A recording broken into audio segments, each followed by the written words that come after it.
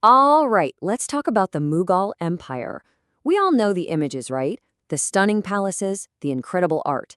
But what if that's only half the story? Today, we're going to pull back the curtain and look at the chaos, the mayhem that was simmering just beneath that majestic surface. So, this really gets to the heart of what we're talking about today. I want you to think about this. What if the history you were taught, the version you see in movies and travel guides, is only telling you half of the truth?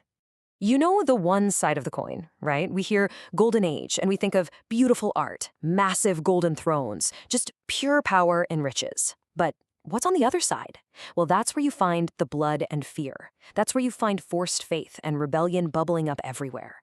That's the story we're diving into. Okay, so to really get this, we have to go right back to the beginning. We're talking about an empire that was literally forged in faith and fire. Now, this one word is absolutely key to understanding the empire's origins. Ghazi. See, the founder, Babur, he wasn't just a king. He wasn't just an emperor. In his own mind, he was a Ghazi, a warrior for the Islamic faith.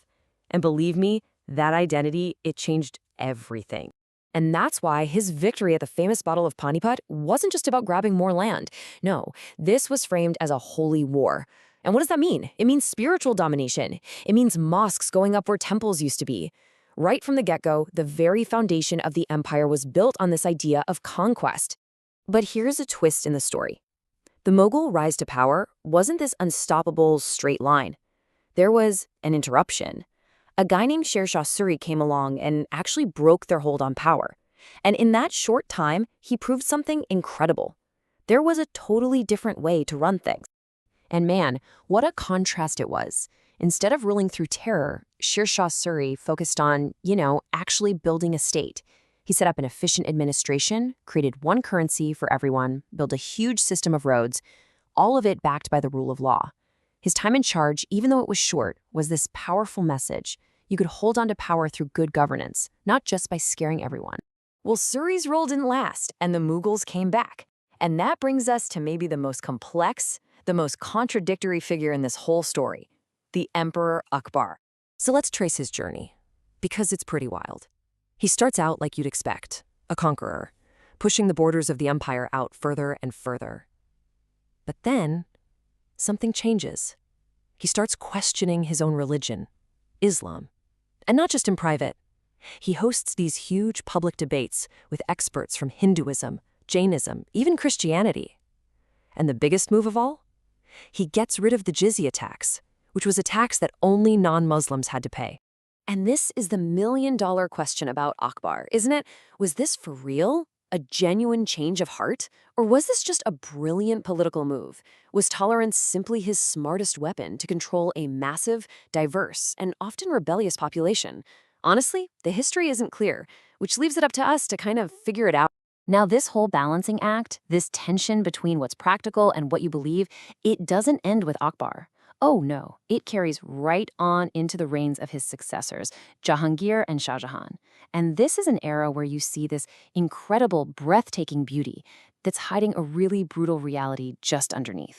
Take Akbar's son, Jahangir. This guy was a total walking contradiction. I mean, on one hand, he loved art, he loved his wine, and he really tried to build this reputation for being a just ruler. But on the other hand, his court was a place for public state-approved executions, and most famously, he was responsible for the killing of the fifth Sikh guru, Arjan Dev. There's this quote that just sums it all up perfectly. The empire smiled while sharpening its sword. It's this idea that, the face they showed the world was all culture and sophistication. But behind that pretty smile, the weapons of control were always being sharpened, ready to be used. And that leads us straight to his son, Shah Jahan.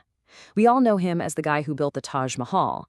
But what if we think of him less as an architect and more as a master propagandist? Someone who used awe-inspiring beauty to sell a very specific, very carefully crafted image of his empire. Think about it. While everyone was marveling at this incredible monument to love, the Taj Mahal, something else was going on, a much darker story. In just one city, Benares, historical records point to over 63 temples being destroyed during his reign. 63! So there it is, that massive contradiction, plain as day. You've got this epic story of love, frozen forever in beautiful white marble for the whole world to see. Meanwhile, the stories of resistance, the proof of religious oppression, that was being systematically buried under piles of rubble. And all of this sets the stage perfectly for the final act, the Great Unraveling. This is when Aurangzeb takes the throne and all those conflicts that had been simmering just below the surface for decades, they finally explode. Aurangzeb basically took Akbar's whole playbook and threw it in the fire. Step by step, he dismantled it. The jizya tax that Akbar got rid of, it's back. He then kicks off this massive temple demolition project across the empire. And on top of that, reports of forced conversions start to spike. This wasn't just a small change in policy, it was a total 180, a complete rejection of that delicate balance Akbar had tried to create. And here's the great paradox of his rule. If you look at a map, the empire was bigger than it had ever been. It was at its absolute peak territorially. But at the exact same time, it was completely falling apart from the inside. Rebellions were popping up everywhere. The Marathas, the Sikhs, you name it. The empire's unity was collapsing. It all boils down to this powerful idea. He won land and lost India. In his mission to expand the empire and enforce his version of religious purity, he grabbed a ton of territory. But in the process, he completely lost the support of the people he was trying to rule. So at the end of the day, what's the big takeaway here? It's this. The Mughal Empire wasn't really defeated by some outside force. It collapsed. It caved in on itself, crushed by the weight of all these contradictions it never managed to solve. And these weren't new problems. They were baked into the empire's DNA from day one. You had this constant tug of war between faith and freedom, between the power of the emperor and the power of the people, and of course, that constant theme of incredible beauty hiding incredible brutality. So that leaves us with one last big question. When you put it all together, the art and the atrocities, the beauty and the bloodshed, what do you call it? Was it really a golden age? Or was it something else entirely? A glorified conquest that just lasted for a few hundred years?